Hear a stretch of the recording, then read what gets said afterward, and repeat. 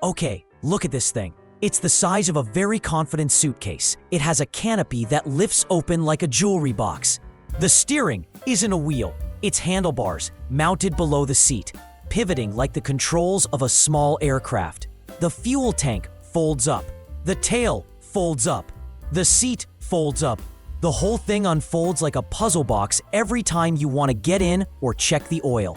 And it was built by one man in a small German town nobody has heard of, because he was absolutely certain he knew what the future of transportation looked like. He was right. He was just 60 years too early. This is the 1957 Jurisch Motoplan. Carl Jurisch was not a man who did things halfway. At the age of 23, he had already designed an astonishing, technically groundbreaking motor. A compact, 4-piston, 2-stroke, water-cooled, supercharged unit, which, 10 years later, would influence DKW's work. Not bad for someone who wasn't old enough to have a decade of professional experience yet. He was a motorcycle racer, an inventor, a patent filer. He designed a telescopic rear suspension system for motorcycles, a solution used by many European manufacturers in the early 1950s. In the post-war years, while everyone around him was focused on simply rebuilding, Jurisch was already thinking about what came next. And what he thought came next was this: the personal single-seat vehicle. Not a car with 5 seats, 4 of them empty. Not a motorcycle with nothing to protect you from the rain. Something in between. Something efficient. Something honest about what most people actually need when they travel. One person going somewhere alone. He became convinced that the future of transportation lay in a personal single-seat vehicle. So he sat down in his small workshop in Altdorf, Germany, and started building one. Now, the engineering choices Jurisch made are where this story gets genuinely fascinating. He needed a body, so he took a Stabe S250 motorcycle sidecar, reversed it, split it down the middle, and expanded it to form the main body shell. Not custom fabricated, not designed from scratch. A sidecar, cut in half, widened, repurposed into a car body with the calm confidence of someone who sees no reason why that shouldn't work perfectly. For the windshield and front suspension, he took them directly from a Messerschmitt bubble car. Why design your own windshield when a perfectly good one already exists? Jurisch was not a man who wasted time reinventing things that were already invented. The engine came from a Heinkel cabine, a 173cc, 4-stroke single-cylinder, slightly modified with a different carburetor. 4-speed gearbox, just under 10 horsepower. Top speed of 88 kilometers per hour, which in a vehicle this small and this light feels considerably more dramatic than the number suggests. Now, the steering.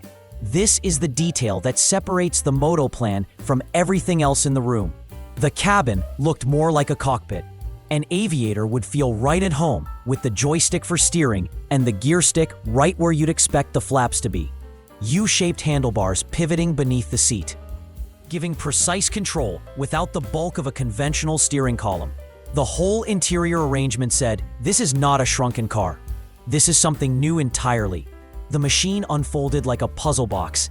Canopy, tail unit, seat, and fuel tank all pivoting upward for easy access. No doors to open. No awkward climbing in over a sill. Everything simply folded out of the way, you stepped in, everything folded back, and you drove away. It was, in the most literal sense, a vehicle designed around one human being and nothing else. Every decision optimized for that single occupant.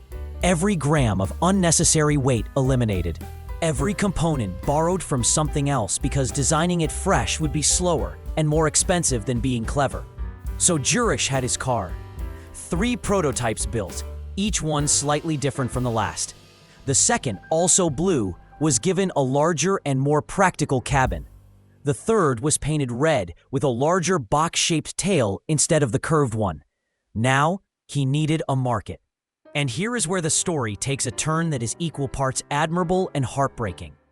Jurisch tried to market the tiny car in New York City, at the height of the tailfin craze. Let's take a moment to appreciate this decision. 1957, America. The year Detroit produced some of the longest, widest, most extravagantly finned automobiles in automotive history. Cadillacs the size of small apartments, Chryslers with tail fins reaching for the sky. An entire culture built around the idea that bigger was not just better, bigger was the point. And Carl Jurisch, from his workshop in rural Altdorf, Germany, looked at this market and thought, yes, this is exactly where I should sell my single-seat, three-wheeled puzzle box microcar. A letter noted that a Dr. Paul Sims recalled how Jurisch brought the car to the offices of Das Motorrad for a test, but was rejected because, and this is the actual quote, "Who would buy a stupid, impractical thing?" Nobody in 1957 New York wanted efficiency and economy. The prototype ended up languishing in a dealership in Florida, not sold, not celebrated, just parked there, waiting for a world that wasn't ready for it yet. Decades later, a researcher tracked down Jurisch's daughter in Nuremberg. Over tea and biscuits, she produced photo albums and documents showing the Motoplan and the two other similar prototypes her father had constructed. The surviving prototype had been restored in Canada in the 1990s and shown at various events, where it created a sensation. Eventually, it entered the Bruce Wiener Microcar Museum collection, one of the greatest assemblies of small cars ever gathered. Before being sold at auction to a new owner who understood exactly what they were getting. 3 built, 1 surviving, the same one. Here's the thing about Carl Jurisch and his Motoplan. Every morning in cities across the world, millions of people climb alone into 5-seat cars, drive to work, park, and repeat. The ratio of vehicle to occupant is absurd. The space consumed, the fuel burned, the infrastructure required, all for one person going somewhere alone. Jurisch saw this in 1957 and designed his answer: a single seat, 3 wheels, everything folded away when you didn't need it. Efficient, honest, personal. Das Motorrad called it stupid and impractical. New York ignored it. The tailfin era rolled on.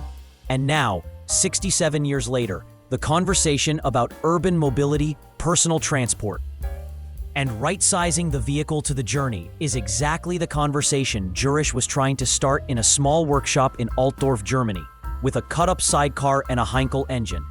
He wasn't wrong. He was just extraordinarily, painfully early. Thanks for watching. Subscribe for more stories like this. And remember, the next time someone tells you your idea is ahead of its time, they might just be telling you the most expensive truth in the room.